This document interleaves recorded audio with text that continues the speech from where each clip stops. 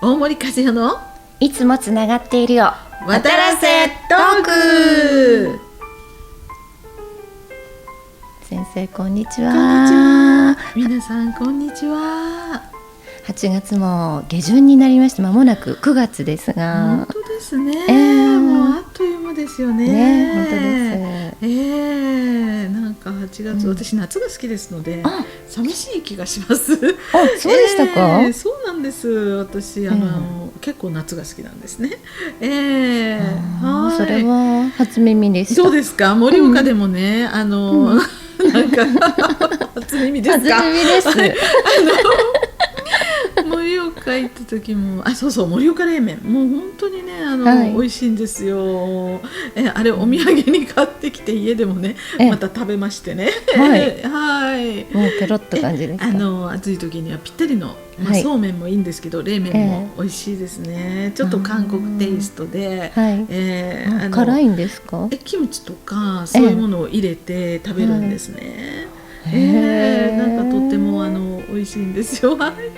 盛岡の食べ物の話になっちゃいましたね。その講演会ですもんね。講演会で盛岡に行かれて、はい、そうですね。盛岡に行ったんですね。はい、もう日にちは経っちゃいましたけど、その講演会の前に不思議なことが起こるっていう。虹がなんか出るってね、皆さん各地の講演会でも必ず虹を見られる方がいらっしゃるんですね。私も福岡の講演会の前に時も空にね出ましたよね。出ましたね。本当にそれも福岡で講演会で時は福岡でね見られたんですけど、福岡じゃない場所にいらっしゃる方も今日講演会だなと思うと空に虹が出たりとかですね、そういうことがあるんですよ。岐阜とかでも見られたりとか他の場所でも見られるで、私も見させていただくんですけれども、私は講演会の前日とかにも講演会前日は大抵部屋で集中したり準備したりしますので、外にあんまり出歩かないんですね。そういう時にお部屋の中でいろんなところに虹がね出たりするんですよ。それをブログにね写真載せたりとかもしてるんですけれども、この間の盛岡の講演会の時には携帯の上に、古い携帯電話なんですけど、携帯電話の上に、私携帯電話2つ持ってまして、いつもブログを打ってる方の古い携帯電話ですね、そちらの携帯電話の上に綺麗な虹がわーって出まして、で写真撮っちゃったんで、皆さんにも今からお見せしますね。はいピッ心に出てますよね。このね携帯電話ちょっと古くて恥ずかしいんですけれども、見えますよね。すごい魔法使いみたいですね。だんだん目に見えない世界が見えるようになってきましたね。だんだん影響されてきて、この写真本当に綺麗な虹色ですよね。こういう風にねずっと出てたんですよ前日。皆さんも一緒に見ていただきましたか。じゃあありがとう写真さん。さよなら。ピッ。どうしてでしょう。虹を呼ぶんですか先生。虹はですね、これは大抵この高次元の存在、神様からのお喜びのメッセージということで、大抵はいい意味なんですね。大抵は全部いい意味なんです。レインボーカラーを見せてくださり、お喜びであったり励ましであったり、だから落ち込んでる時に虹を見たっていうのは、頑張りなさいよって落ち込むけどいろんなことがあるけど、全て意味があって起こってるからね、大丈夫だよ、乗り越えられるからっていう、こういう神様からの励ましのメッセージですね。そうですか。流れ星を見た時に、願い事っていうお話ありますもんね。願い事を言うと叶うよっていう。見るのもこれも偶然ではないんですね。そうですか。あれも見させられてる。ですから同じところにいても流れ星が見える人と見えない人といるんですよ。流れ星って言って、でもその人にはタイミングよく見させてくださってるんですよね。でも願い事が叶うっていうこともね、言われてますよね。夢がありますよね。で慌てて言うんですけどねだから今度流れたらこれ言おうってね用意しておかないとねそうですね一瞬ですからね。そうですね。でもあれもねシュッて一瞬で流れるものと、はい、ふわーっとゆっくり流れる流れ星とあるんですよ。あるんですか？あるんですよ。速度が違うんですよ。はい。であれも悪い意味ではないんですよ。よくね今どなたかがお亡くなりになったねって流れ星でって言われる方もいらっしゃるんですけど、はいはい、そうではないんですね。はい、こういう現象を見せてくださるっていうのはやはりその人への励ましであったり、そういう意味があって見せてくださる悪い意味ではないですので、はい、願い事が叶うかどうかはわからないんですけれども、でも叶うよって心から思えば叶いますのでね。ですから流れ星だけじゃなくてやはりこういう思いを叶えたいこんな願いを叶えていただきたいという時には、常にそれを自分で思い、そしてそのことをイメージしながら思い描いて過ごすっていうのはとても大事なことで、よくね朝晩どんな形でもいいので、この高次元の存在にねつながる高次元の存在とつながるために朝はおはようございますとか太陽向いてでもいいですし、東向いてでも西向いてでもいいのでおはようございますって挨拶して自分の今日はこういうことがあるのでこうなってほしいとかそういうことを言っていいんですよって言うとよく自分の願い事なんて言っていいんですかっておっしゃられる方がいらっしゃるんですよ。そんなこと神様にお願いしていいんですかっておっしゃられるんですけどそれはいいんですよね。そういうことを自分で毎日口に出して言うということでその夢であったり願いが叶う可能性が高くなるということはありますので、そうですか。ですからやっぱり、前ね前々回ぐらいですかね自分の発した言葉は自分に返ってくるってお話をさせていただいたんですけど、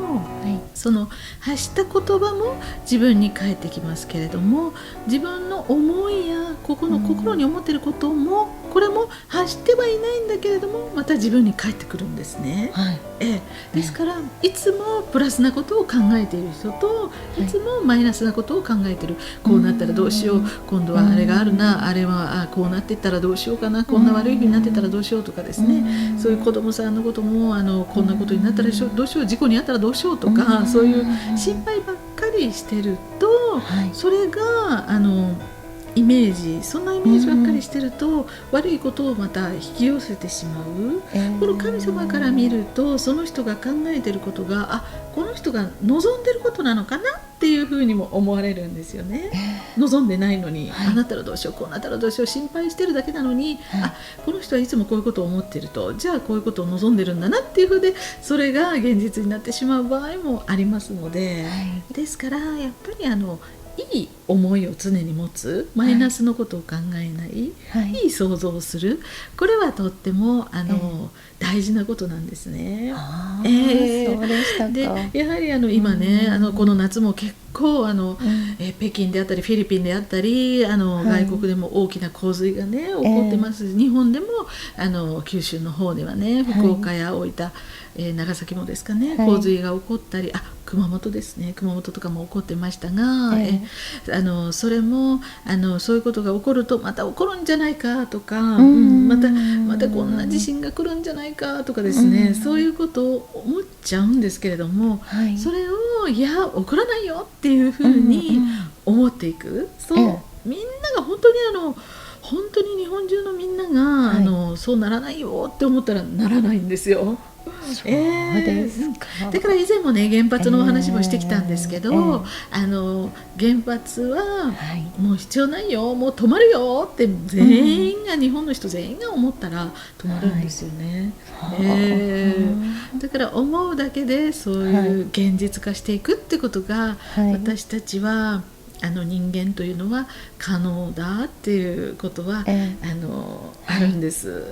そうですか。先生のとこには本当に深いお悩みを持った方ですとか、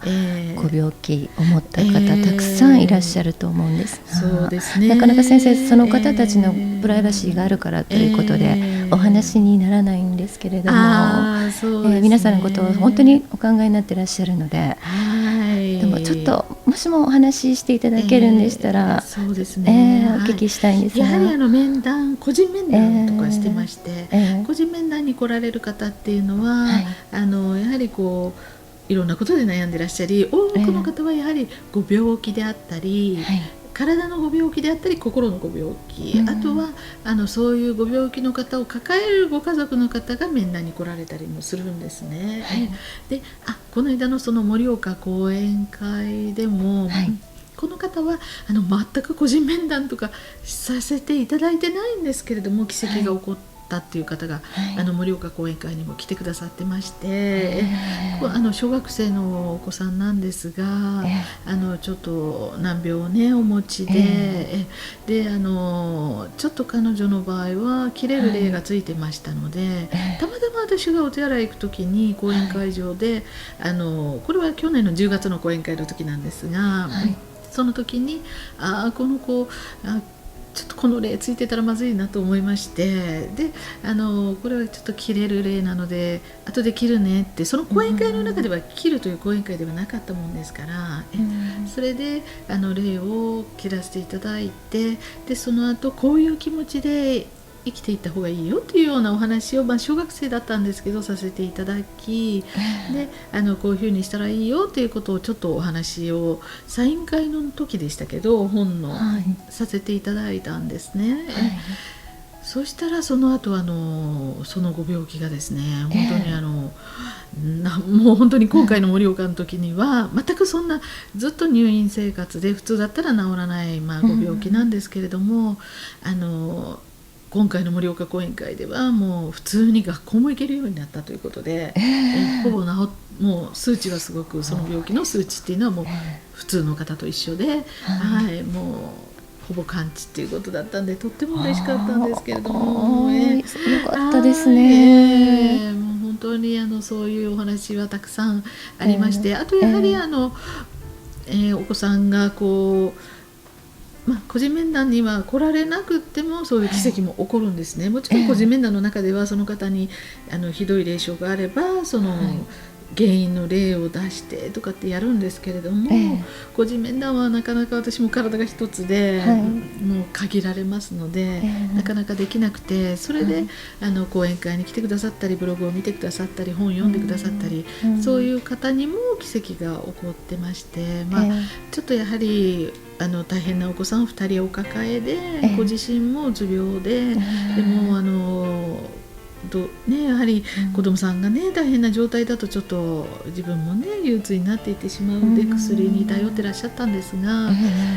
その方は本当に講演会の中のお話とか、そういうもので気持ちの切り替えをされただけで、全くもう今は全く薬も飲んでらっしゃらないですし、もうすごくお元気で、すごくで皆さんがもう元気で綺麗にどんどんなっていかれるんですね。それが私もその姿を見るのがとても嬉しくって、そうですね。本当に一緒に、幸せな気持ちに、ならせていただいてます。そんな奇跡が起こる講演会なんですけども、その講演会のご案内をさせていただきます。9月30日の日曜日、静岡の煙鉄ホールです。そして10月の14日日曜日、大阪毎日新聞オーバルホールです。10月の21日日曜日、金沢にあります金沢都ホテルです。静岡、大阪、金沢の皆さん、また会場で皆さんとつながれること今から楽しみにしております。ではまた来週お会いしましょう。See you next week. Bye.